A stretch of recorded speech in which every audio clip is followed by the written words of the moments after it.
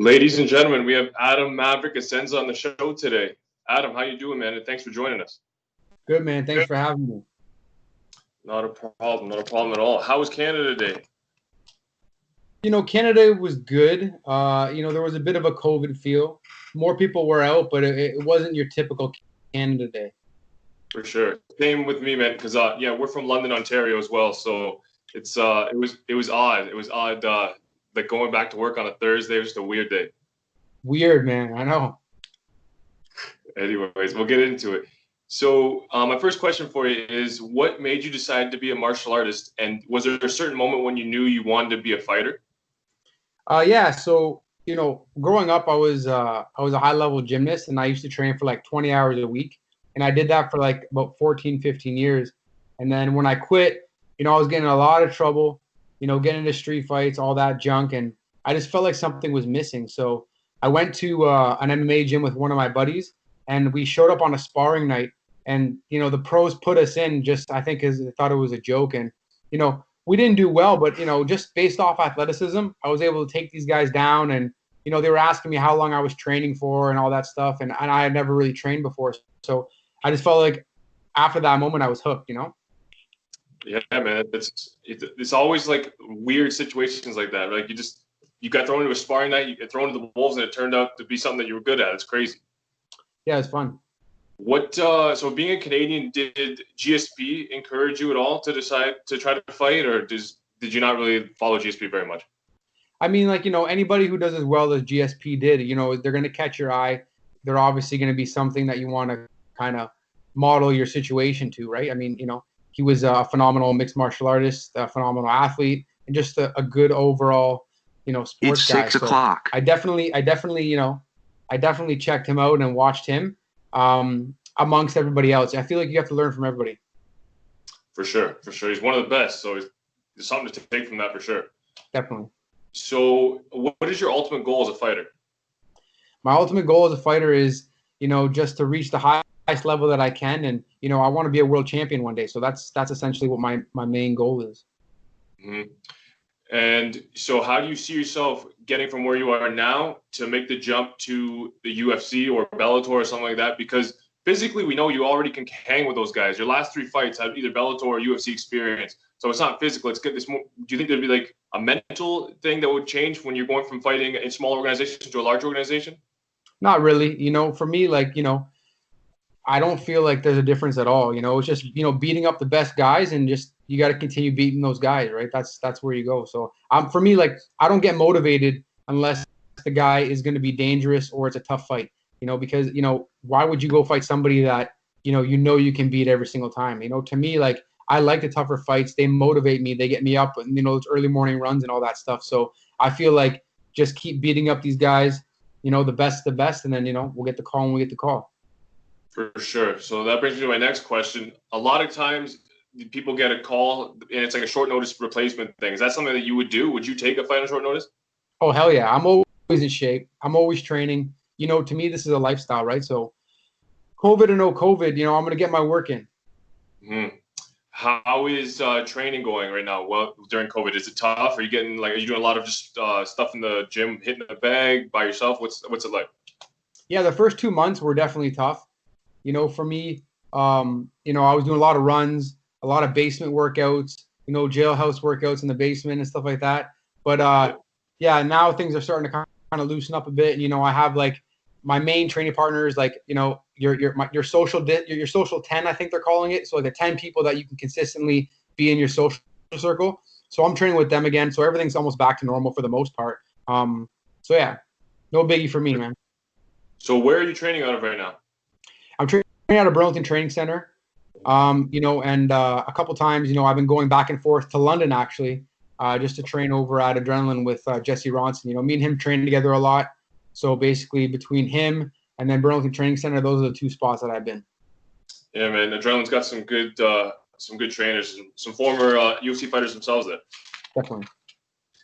So, how are you liking the empty venue fights right now? Is that something that interests you? Do you think that would bother you? What are your thoughts on that?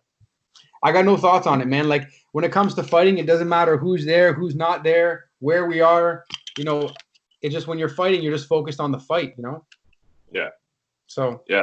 You don't think that it would help you at all to be able to hear your instructions from the corner? Nothing?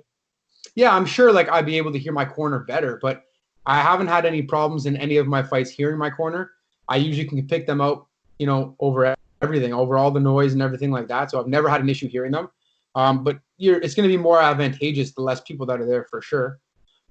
Honestly, as a fan, I'm enjoying it. I'm liking the intimacy of hearing what the fighters are saying to each other. Like just last weekend, the Poirier Hooker fight, Dustin was talking to Hooker. He's like, "Come on, man, stop kicking me in the groin. What are you doing?" And it's like this Right. is like you get that.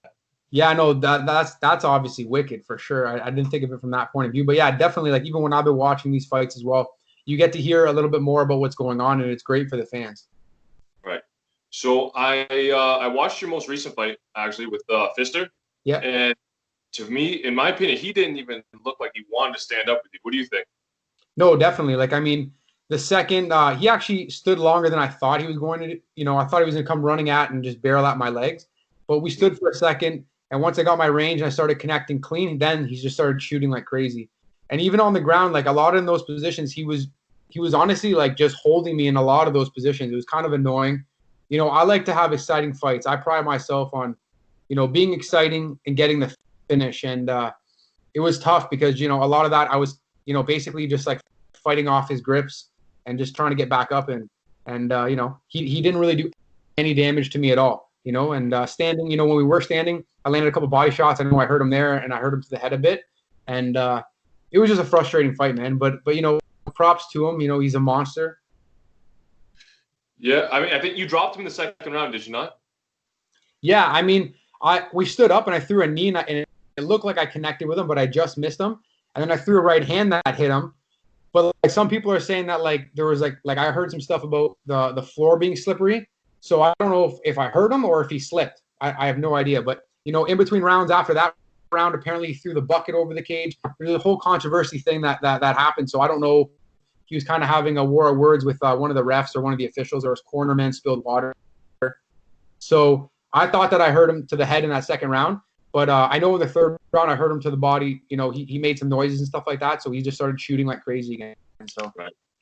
Yeah, that third round was close. I think you stole it at the end when you just started hammer fisting from that weird position. I definitely think you stole it there.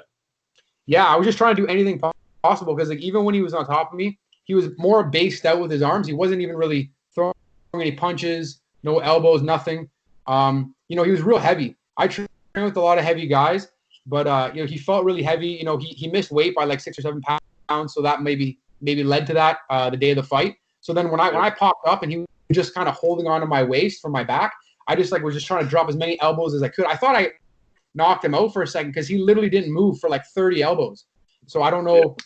Obviously I didn't, but like, you know, I was just trying to throw anything I could to score points because for the last 3 minutes of that round, he was kind of just laying on me, arms out, legs out, flat. The ref didn't stand it up. So anytime I don't finish the fight, I'm worried about losing. Even if I dominate all rounds, it's just one of those things like I want to finish the fighter in there, right? So, yeah. For sure. Yeah.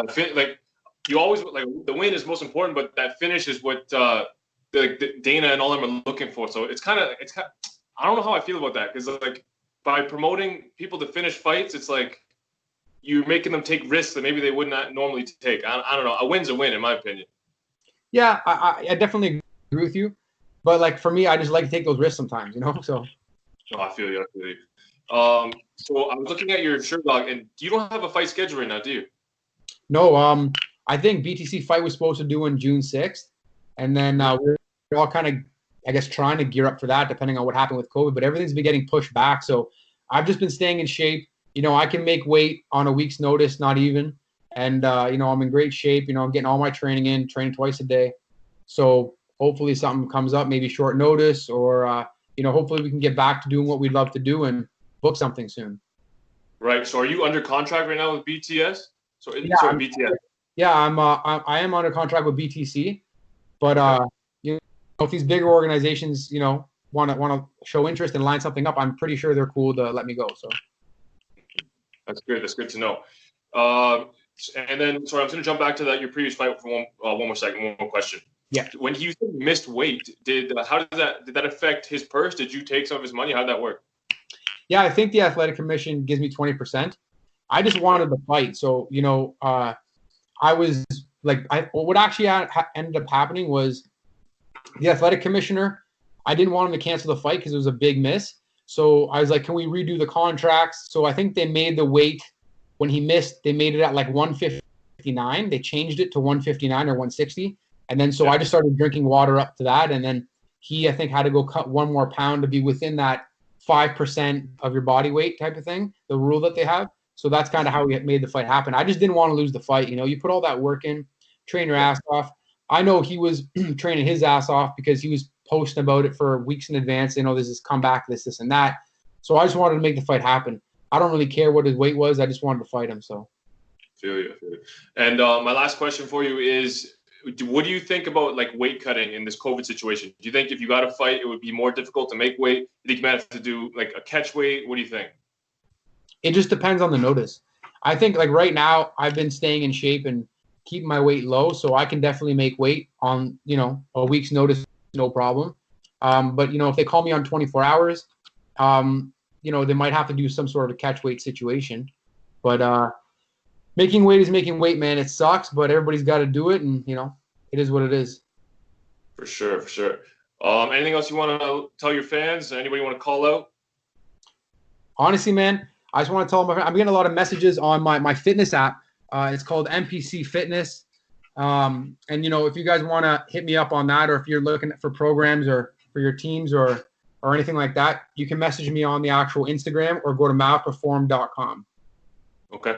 All right. I will definitely let people know about that. And we definitely will have to have you back on at some point, man. Buddy, you guys are awesome, man. You're a great interviewer. Thanks for having me. And I look forward to it. All right, man. Until next time. I'll let you know when this is available, okay? Thank you, sir. Take care.